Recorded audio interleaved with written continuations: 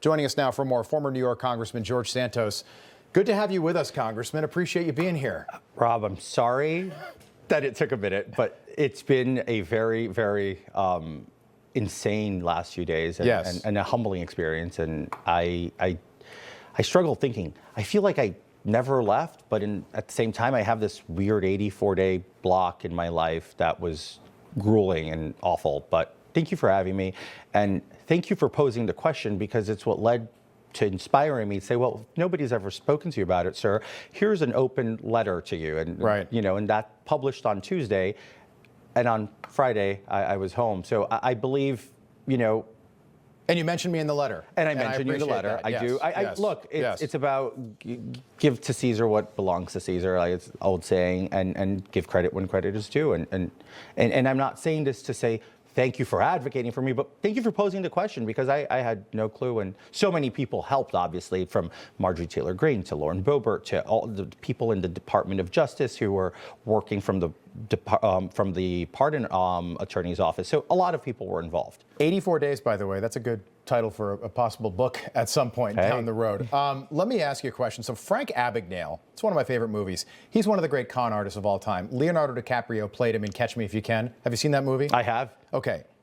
You've got quite a story to tell at some point. Should it be made into a movie? Of course, and Leonardo DiCaprio should play it, because he played Jordan Belfort, too, which is from the North Shore of Long Island, where I represented. So I think it would be, and of course I'm being facetious here, but I think we look alike. You made it all the way to Congress. It's crazy. Pretty remarkable. I don't think your story is over, by the way. You're 37 years old. You've still got a lot of time in front of you, out of prison thanks to the president. Is it true?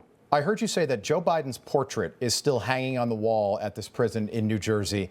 Can you tell us about the warden who's running this facility? So there's still pictures, official portraits of Joe Biden hanging in walls in the prison. There are President Trump in the official placement, but there's still Joe Biden portraits all around the prison. Why would there be Joe Biden portraits? That's a great question for Warden Lynn Kelly, who is the warden there, a total derelict in her duty, a woman who is doing nothing to rehabilitate people, but in fact angering them and contributing to recidivism. And that's why we have this massive inflated population of 250,000 Americans who are in federal custody, because of people like Warden Kelly, who does not understand that rehabilitation is the key to reintegration into society. Just wondering, the people that are in jail with you, inmates, guards, are these people that were excited that Donald Trump won the election, or are these people that were hoping that Kamala would win? It's funny. Inmates love President Trump because of his reform on the First Step Act, and funny enough, a lot of the COs, it's South Jersey, it's pretty, GOP red area of New Jersey. Okay. So I've learned one thing. COs and inmates don't have a lot of differences between them. Just, some of us have to be there, and some opt to go there to work, but they're treated the same by the institution warden over there. Government shutdown started when you were still in jail, and I'm just wondering about Republicans in Congress, who many of these people fairly well. Are there Republicans who pretend to like Donald Trump and to pretend to be MAGA, but that are not?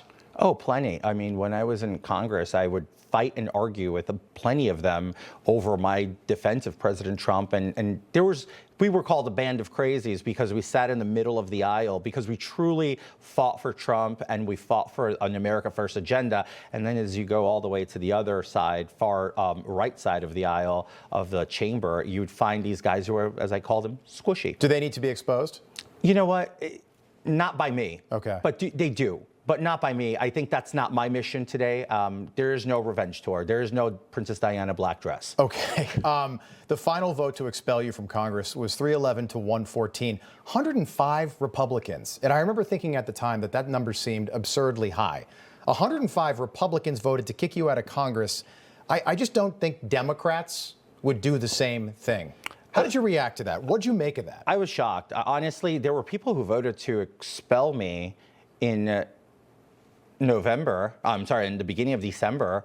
I was back there for Santos Claus with Representative Tim Burch at a 15-minute Christmas party just last December. And some of these guys came like, oh, we miss you. I'm like, you voted to kick me out. What do you mean you miss me? Right. And they were really caught off guard. I think people were just emotional at that point. I did cause a lot of fatigue, Rob. I'm not ignorant and I'm not thick. I cause a lot of fatigue for my colleagues, and I'm terribly apologetic to that. I was in a death spiral of absolute chaos and my own worst enemy. But it was shocking to me because you'll never see Democrats didn't do it to Menendez. Menendez was found guilty at trial and still served an additional 30 days in the Senate because he determined his day out so he can get one more paycheck. Yeah, and Jamal Bowman as well pulled the fire alarm, which is a crime. It's a felony. Which is a crime, and I documented that. You lied about playing college volleyball. I'm a good volleyball player, but I didn't go to college. I never understood that. Why volleyball and not lacrosse, baseball? Well, because I play volleyball. And I've told this story many times, but I think it's great that I'm with your audience. I had a chairman in Nassau County I was trying to impress. He's a big sports buff, but I don't know football. I don't know lacrosse, but I know volleyball. So I said, I played volleyball in college, and the rest is history, and it's stupid. Oh, God. Apparently, I mean, it worked. You got yourself all the way to Congress. Do you blame, look, I blame the lies, I blame on you. They're all my fault. Okay. But I also blame the local media in your district because they just dropped the ball. How big a problem is it that these newsrooms are getting gutted coast to coast and there's no investigative reporters at the local level who can sort of flesh some of this stuff out before people like George Santos, college volleyball player, Jew, Mets fan, make it all the way to Congress without any sort of legitimate vetting? Yes, you're a real Mets fan. I know that. So as bad as that sounds, I am a real diehard Mets fan. I think we have the video here. Hold on. I think we can cue this up. You should probably see this. This made me question. Let's go Mets! Oh, yeah. Let's go Mets! You know what? I am a theater kid at heart, and that's just me being insane. But I will say this to you, Rob. I agree with you, and I think there should be a Santos standard. So, and I say that in a great self-consciousness that I chose the poorest options that I could to make a case for myself, and it's so self-destructive. Okay. I know that you want to get into prison reform, and you just got out of prison on Friday. But again, you are only 37, and America does love a comeback story. Do you get back into politics? Not in the foreseeable future, but if you do insist, do you have a spare room in your house? Because my husband will kick me out. Maybe. There you go. George Santos, it's good to have you back on the other side. Appreciate you being with us. Thank you, Rob. Tonight. Thank you, and good luck to you. Thank you.